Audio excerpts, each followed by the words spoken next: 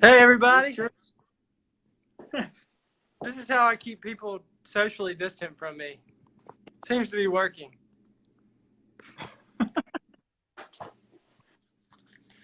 Alex won't get near me. No, not at all. I think we're safe now. I like the hat, man. Well,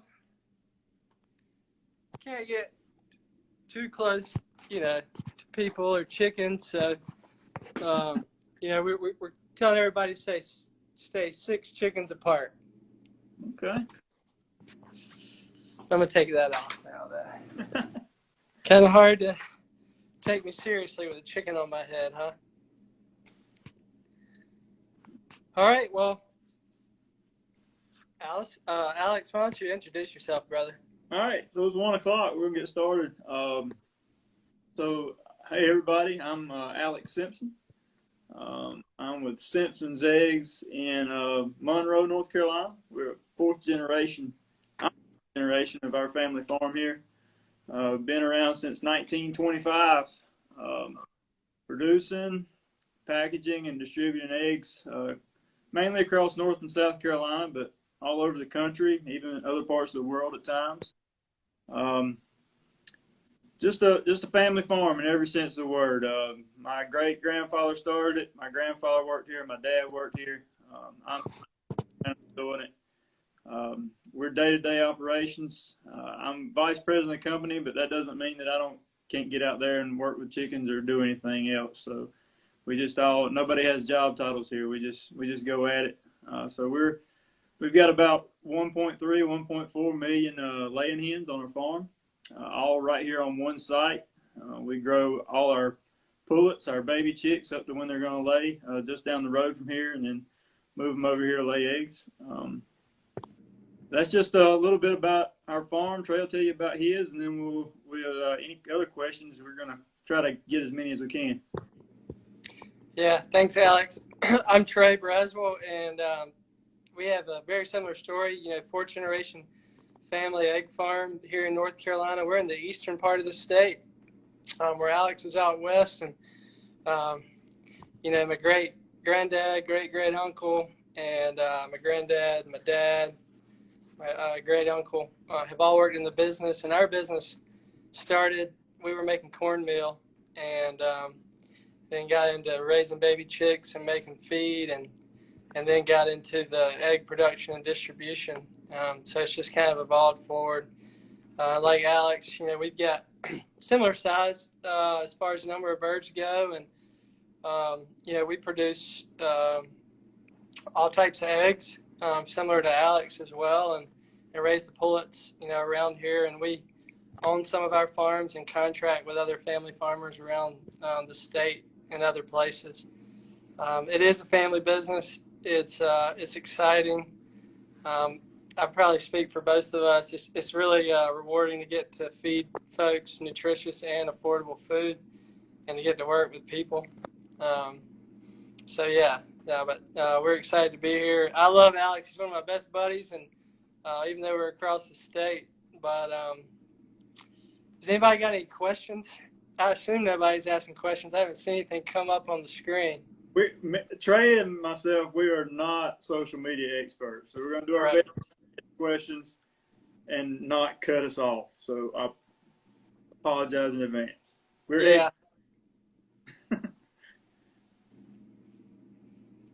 Anybody got a question? Wait just a minute. Well, how about this? I'll offer one up. I'm assuming there hasn't been a question asked, and I'm not just missing that. But Alex and I both have. Well, you know what? Hey, here we go. Right. Alex, what's your favorite part of being an egg farmer? Oh, I like all the different roles that I can play here. I don't have to go to an office dressed in a business suit every single day. I don't have to, be in grease every day. I don't have to, but I can do all those things any day. You never know what's going to be going on. So you can be everything from a basic farmer to a businessman and everything in between. And I just love that aspect because I still like to actually do physical labor just as much as I like to, go to Washington D.C. and meet with other egg farmers and so there's a lot of different things that I can do. That's why I love egg farming. I love dealing with I love knowing that we're providing food, especially right now in this time. Everybody's so concerned about their food source right now, and it's a sense of pride. We're not supposed to be real prideful, but it feels really good to know that you and your farm is doing what you can to feed the world and feed the American people. I echo that, and Alex kind of answered a couple questions. What does a typical day look like? For us in our roles, a typical day could look like a ton of different things. We're both in leadership in our companies, and so it does mean that we're interacting with folks in the business across the spectrum, whether they're on the egg farm, for us in the feed mill, or at the plant where they repackage and wash and grade the eggs. So I think for me, I echo a lot what Alex said. Just, I love agriculture, and the fact that we get to feed people and interact with people, that's great. And then I love the fact that every day looks different. It just depends on, the day. It could be, a lot different. But Alex, Alex is the best egg farmer I know. So, Alex, how many eggs can a chicken lay in a year? See, Alex can make chickens lay more eggs than I can. Oh, no. So a chicken, I mean, the basic thing about a chicken is a chicken, when she's absolutely in her prime, she's going to lay right at an egg a day. So, that's going to go up. That's gonna slowly. It's kind of like a curve graph. You see all these graphs now on the news. So as a chicken starts laying, she's gonna go up, and we do it in percentage. So like she might lay 95, 97%. So that's basically an egg a day. And then as she gets a little older, that she kind of doesn't lay quite as many as it goes. But so so it is. It's about an egg a day when she's in her prime. That's right. That's kind of the rule of thumb at their peak. How about this? Here's a good question. How do you know what color the eggs will be? So, cool fun fact, which you can take back to your classroom or a party, depending on where you're at. Typical rule of thumb for a white egg, the chicken has white earlobes. And for a brown egg, the chicken has red earlobes. So y'all are probably like, man, I didn't even know a chicken had earlobes. Well, I didn't even know that either till I got into egg production. But that's pretty much probably the answer for 97% of chicken breeds. So you can know that if that chicken has red earlobes, it's going to be laying a brown egg, just like that sweet girl right there. That's where the earlobes are. I had a question on here, and this sits dear to me and Trey both. So there's a question. It says, "Do you hope your children come back to the farm? What do you do to take care of your farm so it can be passed down?" I think that's I mean, that's my dream every day. That's my prayer every day. If my kids don't want the farm when they get of age, that's fine. I have two children. I've got a 12-year-old boy, a 9-year-old little girl, and my son's very interested in it right now. I pray that that he wants to take over it, but if he doesn't, I'm 100% fine with that too. But that's our goal every day, is to build this farm, take care of this farm in a sustainable manner, that our kids can take it better than we received it, which I think Trey and I both received the farm in great condition, but it's our goal to make sure that they can take it and run with it and continue it on. That's why I'm here. That's why I'm at work, is for my children and for future generations to take this farm and run. That's right. I've got young kids, and I think I'd say the same thing Alex would. Like, I'd love it if they would like to continue it, but I've thought about it a lot, and I don't want to pressure them to. But if they are interested in it, they would have the opportunity to work, and We'd love for it to continue, but I don't want them to ever feel like, hey, you have to do it. Because generational businesses, there's a lot of pride in it. There's a lot of heritage, and I love that. But like Alex said, if my kids were like, it's just not what I want to do, I mean, that's okay. But we do work hard every day to make smart business decisions, good investments, to be ethical, and to honor the Lord. Alex and I both just really. We want to honor the Lord with what we do, and kind of put that in His hands. And if we feel like if we do a good job in doing that, God's already got that plan laid out there. But I know we both would love it if our kids had a desire to do that. Would. I'm sitting here scrolling, so I'm not sorry. Lots of questions. Thank y'all. Trying to figure out where we're at here. So we got how many? We got the color of the eggs. We got the chickens laying a year.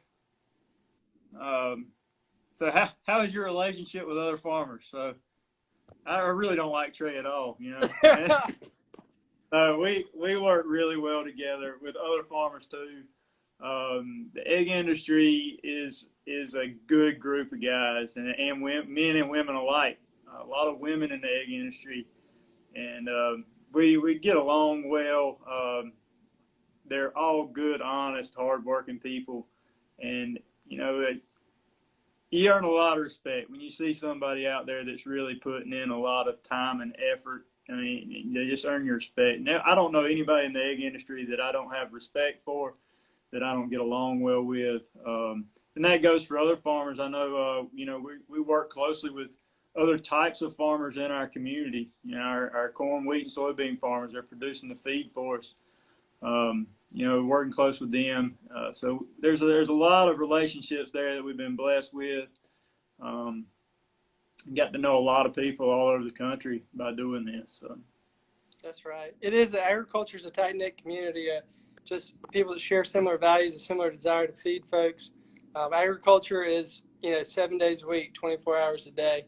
So it's different than a lot of things, so there are people in our businesses that have a role and a responsibility all the time. We deal with livestock, so, our chickens have to be taken care of all the time.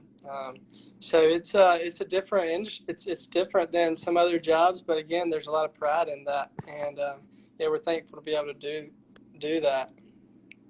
But we're close. Alex and I are hours apart, but good friends, and we're the same way with several other folks in our industry. And for the most part, just everybody is just really, really good people in the egg business and in agriculture in general. Right. Let's see. I'll pick one. You go for it. Alex, how does an egg get from the farm to the customer, and about how long does that take typically? Right now, it takes as fast as we can get it there. That's right. Really, we can get it off the farm today and get it there. We will. Right. Today we're producing an egg, we're washing an egg, processing an egg, packing an egg, and tonight it'll be loaded on the truck to be at the grocery store in the morning. Generally, that could be 2 or 3 days, but we're rotating eggs every 2 or 3 days all the time. The eggs in the grocery store are fresh. We can.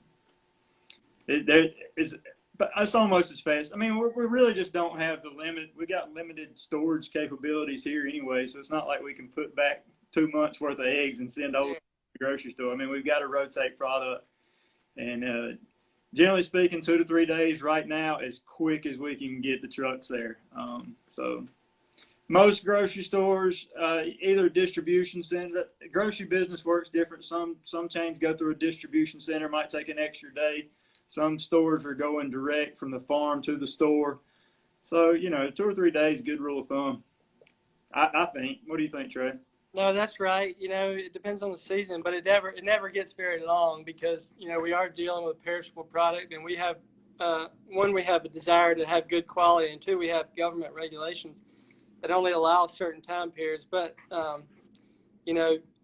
we say sometimes we're chasing chickens around trying to get an egg, to turn around and send to the store that night, especially like Alex said right now.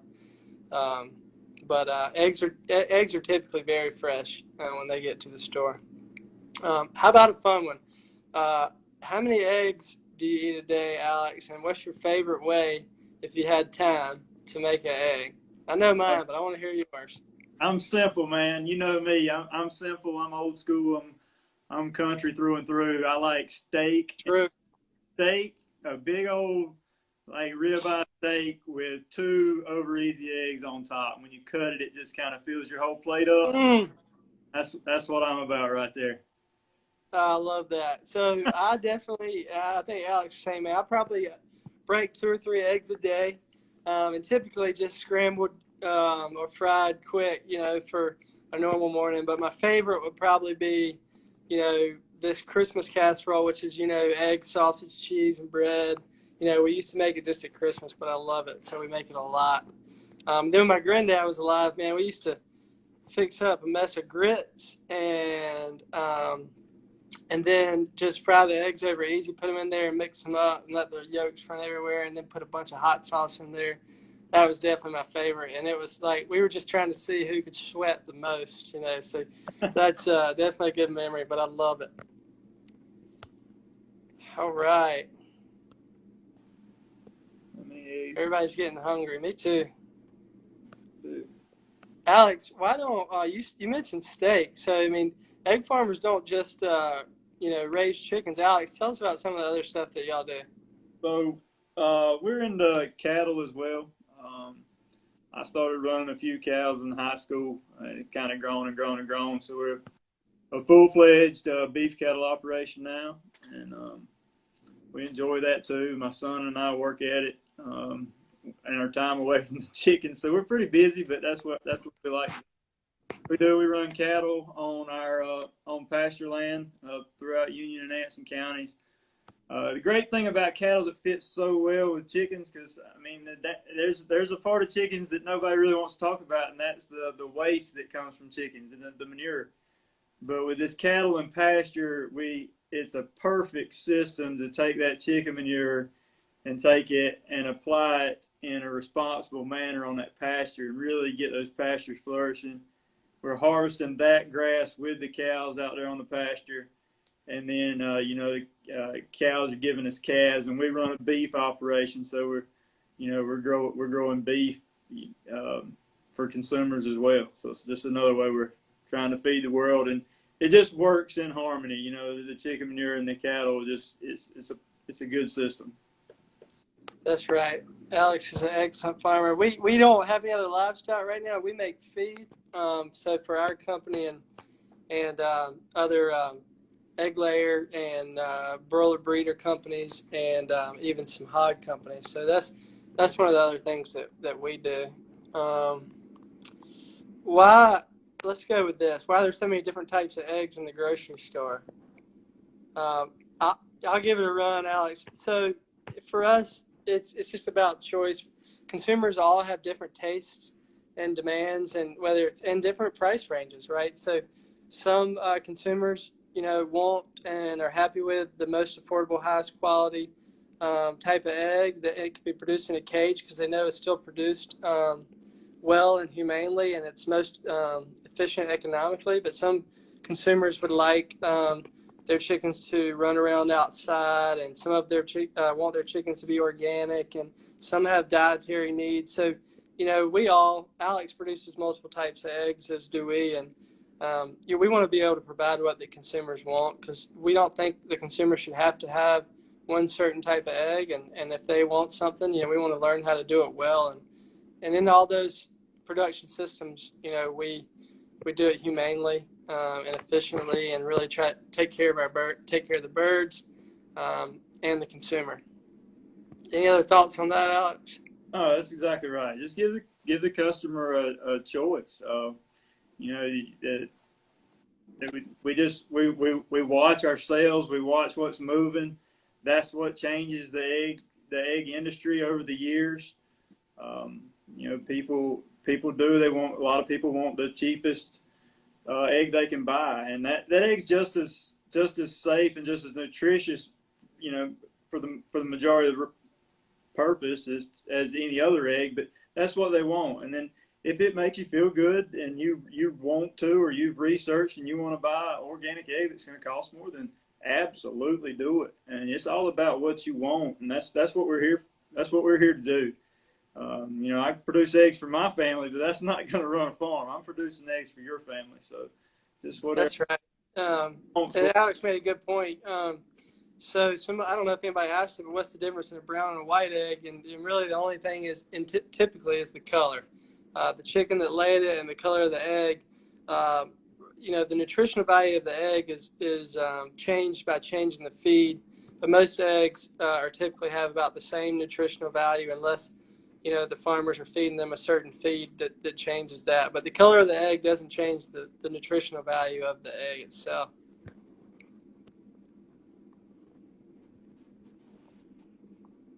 Let's see. I'm scrolling down through here.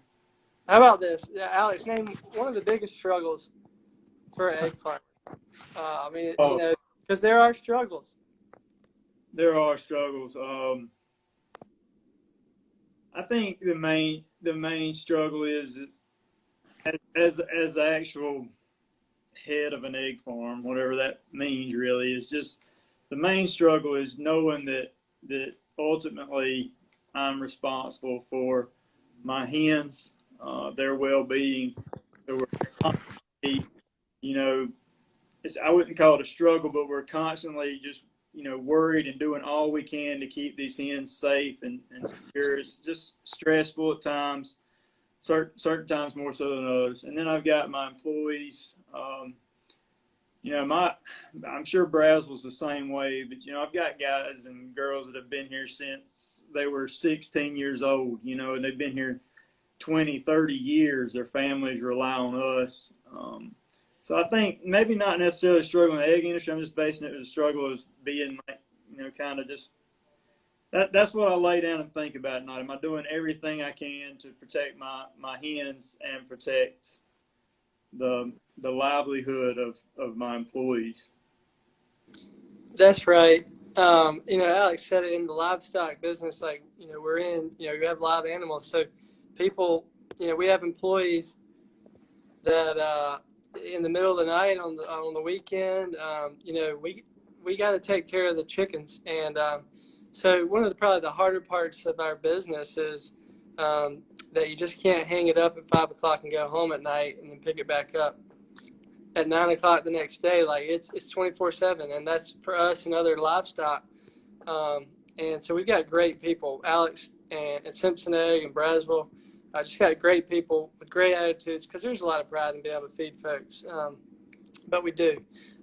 It is, you know, keeping animals alive and taking care of them is exciting, and it's always got new challenges, and taking care of our people, because, you know, Braswell and Simpson wouldn't be anything without our employees or our chickens, right? So if we didn't have chickens, we wouldn't have jobs, and if we wouldn't have employees, you know, we certainly couldn't get all this stuff done. So, you know, we both very much attribute our success to our folks. But and then just in agriculture and in business in general, you know, the environment's constantly changing, and I don't mean, you know, the environment like the earth, but consumer demands and social issues and all kinds of things. So we're always fighting to make sure we're doing things well and do things right, and that people understand why we do what we do, and then just, you know, trying to get better. Those are just some of the things that we face. Alex, thank you. You did a great job. So how far do your eggs travel from the farm? Ours just far enough to get to my frying pan. That's it. That's it. Really. So the majority of eggs we produce stay in North and South Carolina in retail business. We do food service all over the Southeast. And then certain times there might be demand, you know, in the Southwest United States or up in New England or wherever. So eggs are constantly moving all over the country. So it's nothing for us to send eggs to Texas or Iowa or wherever might need some eggs. But generally speaking, North and South Carolina, down into Florida a good bit. And then exports, we don't do any exports right now that much, but in the past we've done exports to Hong Kong, done exports to Iraq and Germany. I mean, so really you can ship an egg about anywhere. I don't know how far y'all ship, Trey. Hey, that's about right. So probably for Alex and I both, for the bulk of the majority of our eggs, probably stay in North and South Carolina. We do market a lot of eggs in the Northeast, and then there are eggs because we both deliver to customers who have distribution centers, and those eggs could travel throughout the Southeast, the Mid-Atlantic, and then every now and then, like Alex said, we do export eggs when there's a need, and we even export them to the country called California over there on the left coast. Uh, every now and then, but it is. I mean, most of it stays close to home. I mean, to stores, really right next door to the farm, to stores several hours away.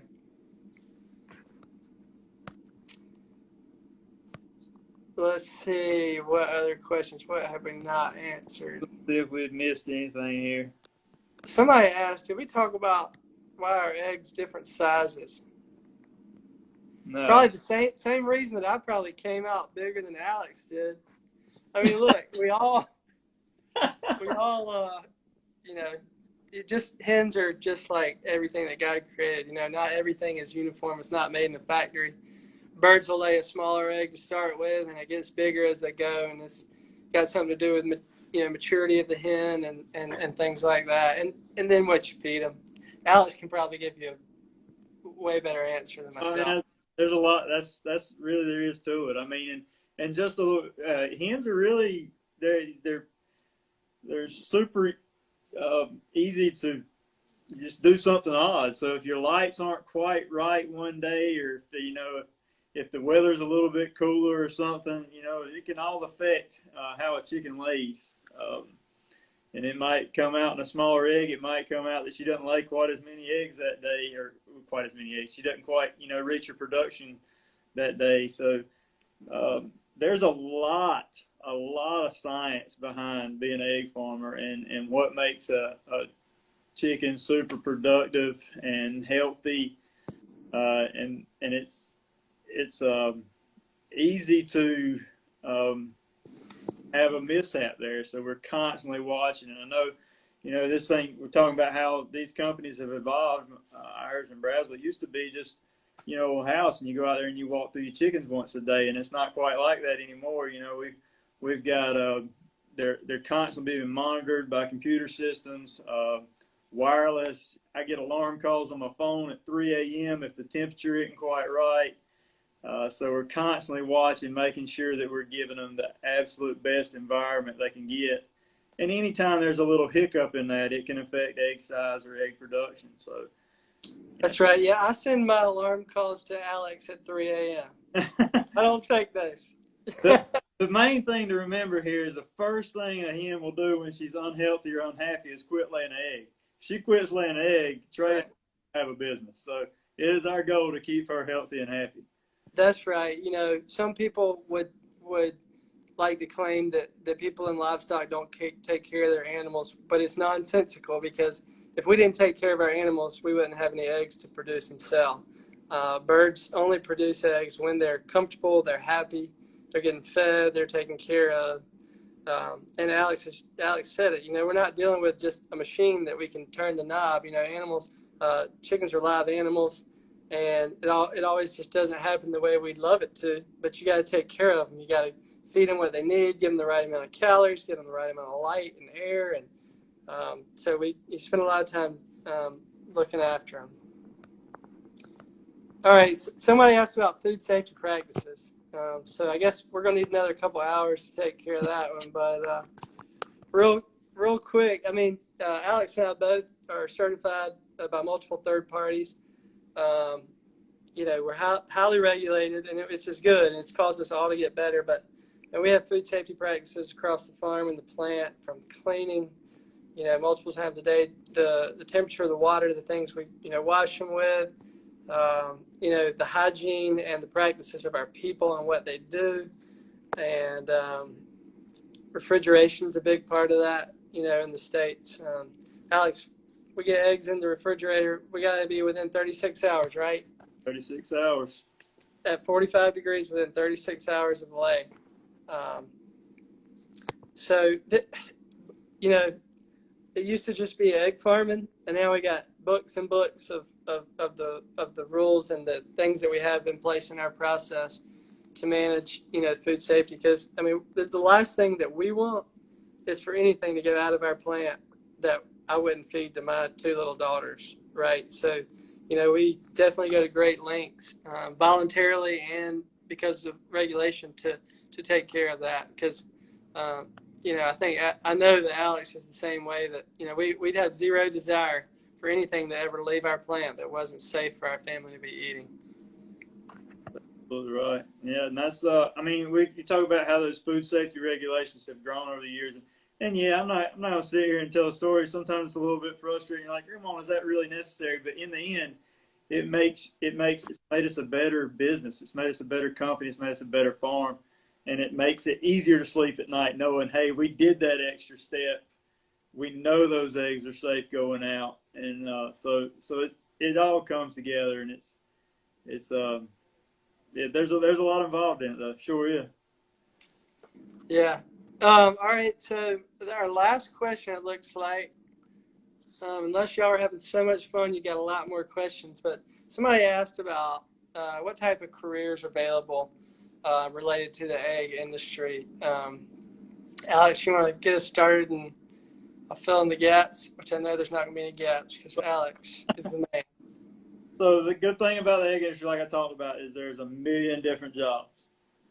There's jobs for laborers all the way to uh, salesmen to compliance, and all of those are equally important on an egg farm. There's not like there's one up here and it's degrading to be here because this person can't operate with this person. We're talking about food safety. That salesman is no good if the food safety people aren't doing their job. So everything is important. Everything has to work together.